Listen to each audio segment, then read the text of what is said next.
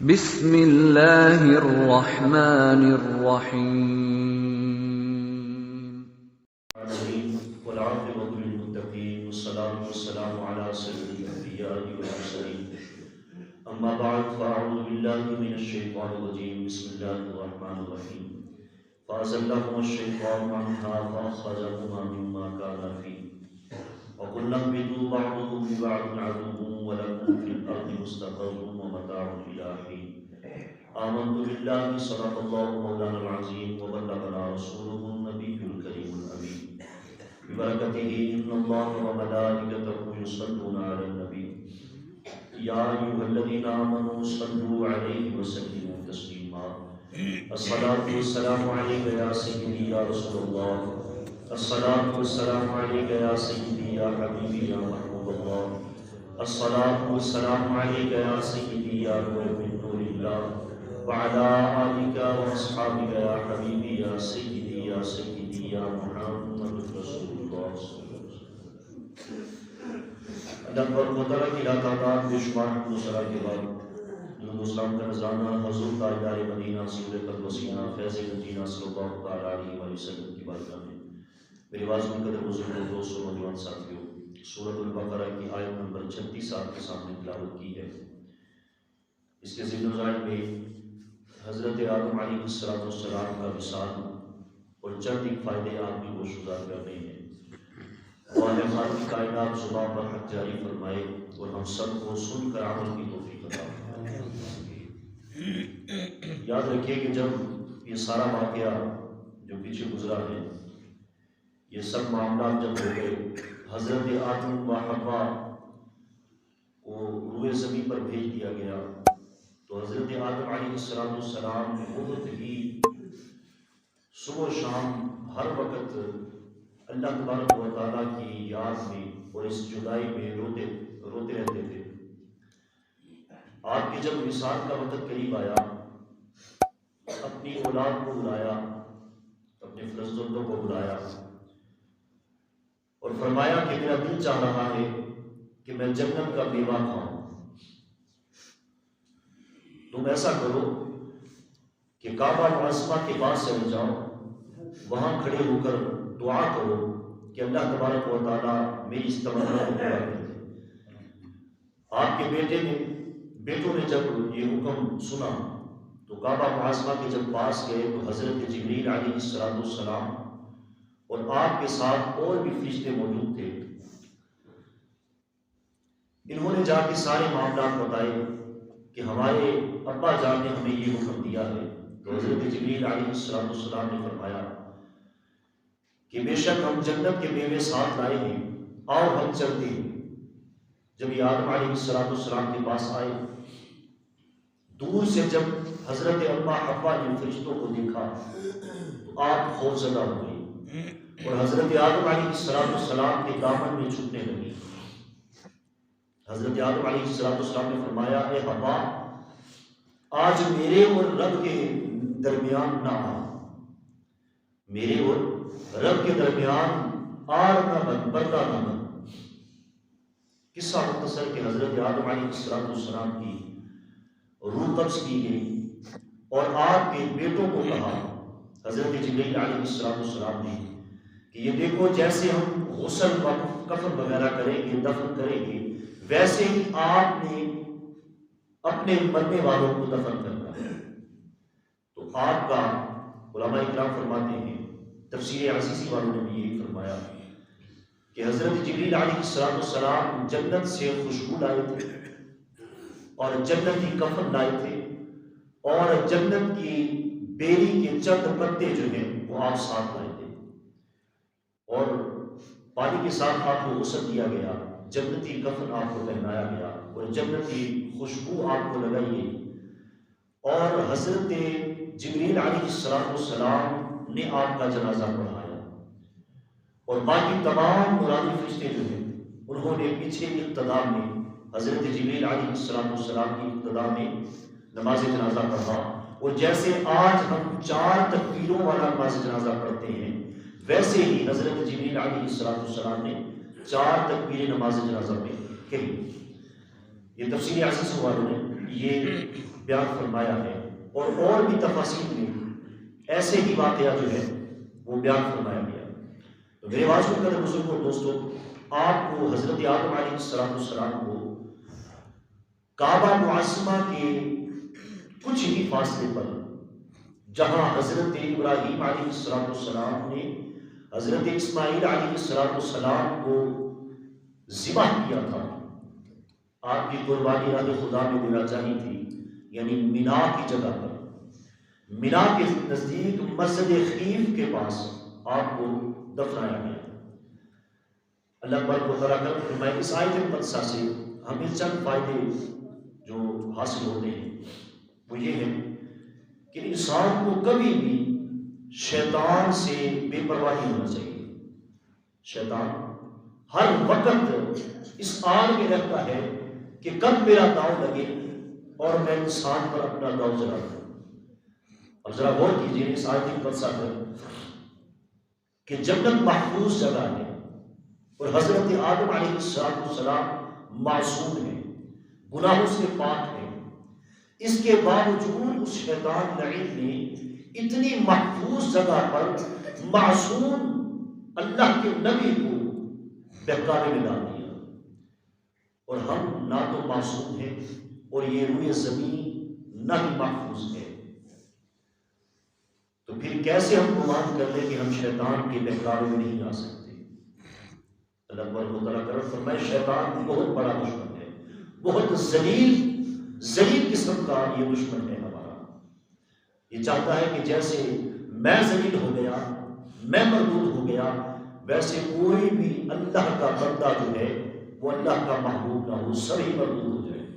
اس کی ہم تک کوشش رہتی ہے کہ انسان کوئی بھی اللہ کی بارگاہ میں مقبول نہ ہو جائے۔ دوسرا فائدہ اس آیت مقدسہ سے ہمیں یہ بھی حاصل ہوتا ہے کہ شیطان کا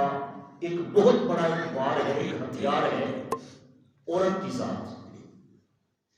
کہ عورت کی ذات کو آڑ میں لا کر شیطان بہکاتا ہے۔ بڑے بڑے پرہیزگار متقی دیکھے ہم نے کہ عورت کی وجہ سے وہ گمراہ ہو جاتے ہیں۔ اب دیکھیے نا، یہاں حضرت آدم علیہ السلام سے پہلے حضرت اما حوا رضی اللہ تعالیٰ عنہا نے وہ میوہ کھایا، وہ پھل کھایا، اس کے بعد حضرت آدم علیہ السلام کو بھی حضرت اما حوا نے کھلایا کہ آپ بھی کھا لیجیے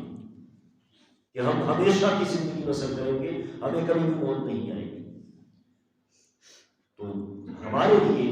بہت بڑا یہ سبق ہے کہ شیطان کا یہ بہت بڑا ایک وار ہے۔ اللہ پر و تعالیٰ ہماری ماں بہنوں کو بھی ہدایت نصیب فرمائے اور ان کے ذریعے ہمیں بھی ہدایت نصیب فرمائے۔ میرے واجب کا تیسرا فائدہ اس آیت مقدسہ سے ہمیں یہ بھی حاصل ہوتا ہے کہ انسان غلطیوں کا، گناہوں کا پتلا ہے۔ انسان اگر کوئی ہلکی سی بھی نیکی ہو جائے تو انسان اس پر اس گمان میں، اس بدگمانی میں نہ رہے کہ میری یہ نیکی جو ہے یہ بہت بڑی میں نے نیکی کر دی۔ بسا اوقات نیکی کو سامنے رکھ کر انسان گمراہ ہو جاتا ہے۔ ذہن میں نیکی ہوتی ہے کہ میں بہت بڑی نیکی کی، لیکن اس نیکی کی آڑ میں انسان گمراہ ہو جاتا ہے کہ اللہ پر و تعالیٰ نے نیکی کی توفیق دے دی، پھر وہ نیکی جو ہے وہ ریاکاری میں تبدیل ہو جاتی ہے۔ یہ بھی شیطان کا ایک بہت بڑا وار ہے کہ انسان سے پہلے نیکی کرواتا ہے، پھر اس نیکی کو لوگوں کے سامنے ظاہر کر دیتا ہے کہ یہ دیکھو ہم نے نیکی کی ہے، ہم نے نیکی کی ہے، اور کسی سے رب ذوالجلال نے یہ نیکی نہیں کروائی، یہ نیک کام خالق کائنات نے ہمارے ہاتھوں سے کروایا ہے۔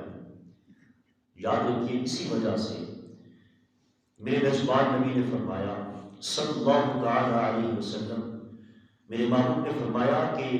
تو دائیں ہاتھ سے نیکی کر، تیرے بائیں ہاتھ کو بھی خبر نہ ہو۔ اس طریقے سے نیکی کر کہ چھپا کر نیکی کر۔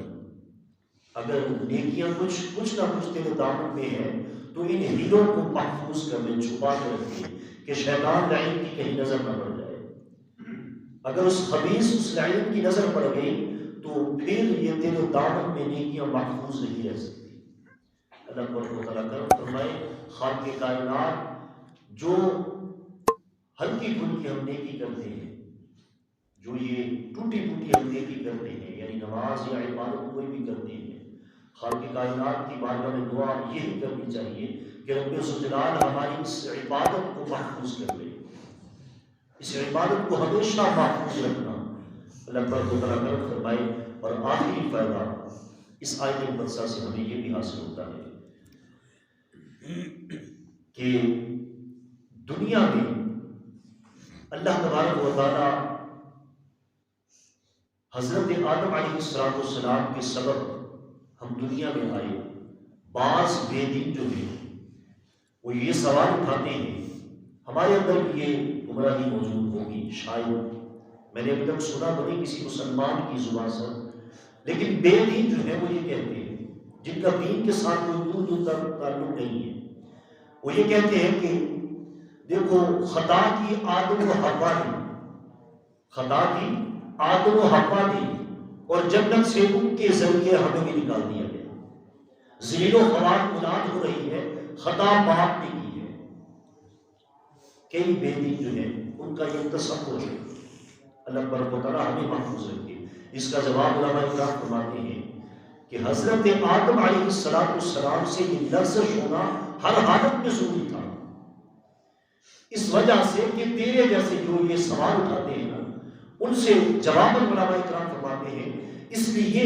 اس لفظش کا، اس خطا کا ہونا ضروری تھا کیونکہ تیرے جیسے بدبخت جو ہے وہ آدم علیہ السلام کی پشت میں آدم علیہ السلام کی پشت میں تیرے جیسے بدبخت موجود تھے، اس وجہ سے آدم علیہ السلام سے یہ لفظش کا ہونا ہر حالت میں ضروری تھا۔ اللہ تبارک و تعالیٰ کیونکہ جنت جو ہے وہ گمراہوں کی جگہ نہیں ہے، جنت نیک کاروں کا مقام ہے، اور آدم علیہ السلام کی پشت میں بدبخت اور کافرین بھی موجود تھے، لہذا حکم ہوا ہے آدم ان بدبختوں کو، اس غلاظت کو دنیا میں اتار دیا جائے۔ اس وجہ سے حضرت آدم علیہ السلام سے یہ لفظش ہونا بہت زیادہ ضروری تھا۔ صوفیہ کرام فرماتے ہیں بہت محبت والا ہوتا کہ حضرت آدم علیہ السلام جب جنت میں رہتے ہیں، صوفیہ کرام فرماتے ہیں کہ آپ کو جنتی چیزوں سے محبت ہو گئی، جنتی پھل سے یا جنت کی تمام تر نعمتوں سے آپ کو محبت ہو گئی۔ صوفیہ فرماتے ہیں کہ محب کبھی بھی نہیں چاہتا کہ میرا محبوب کسی اور سے محبت کرے، میرا محبوب کسی اور سے محبت کرے، کسی اور کی طرف دیکھے، وہ تو دیکھنا بھی گوارا نہیں کرتا کہ میرا محبوب ہو میرا محبوب اور اس کے دل میں محبت کسی اور کی ہو، یہ محب کبھی بھی گوارا نہیں کرتا۔ لہذا حضرت آدم علیہ السلام کی دل میں جب جنت کی نعمتوں کی محبت آئی، یعنی اغیار کی محبت آئی، تو اللہ تبارک و تعالیٰ نے حکمت کے تحت شیطان کی آڑ میں حضرت آدم علیہ السلام کو چند لمحات کے لیے، کچھ وقت کے لیے آپ کو مشقت میں ڈال دیا تاکہ وہ دوری ہو جائے، اغیار سے آپ دور ہو جائیں اور تصور یار پہ ہر وقت مشغول ہو جائیں۔ اس وجہ سے اللہ تبارک و تعالیٰ نے حضرت آدم علیہ السلام کو زمین پر اتارا۔ خالق کائنات کرم فرمائے، اللہ تبارک و تعالیٰ نے یہ چند معجزات بقیہ حصہ انشاءاللہ عز و جل کافی سارے واقعات کچھ رہتے ہیں جو اگلی آیت مقدسہ کے ذکر میں نظر دیے جائیں گے۔ دعا ہے خالق کائنات چند معجزات اپنی بات کرنے کو منظور فرمائے، اللہ تبارک و تعالیٰ قرآن پاک کو سمجھنے کی، سمجھ کر عمل کرنے کی بھی توفیق عطا فرمائے۔ آمین آمین ثم آمین۔